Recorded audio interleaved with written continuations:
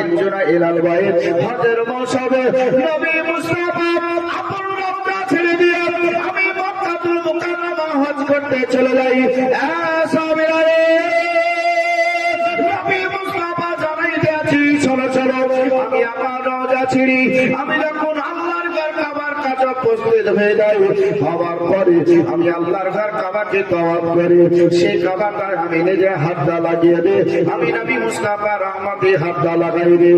ওই কাবাতে একটা জান্নাতি পাথর আছে, ওই পাথরটা নবী মুস্তাফা আমি একবার বসা দিই।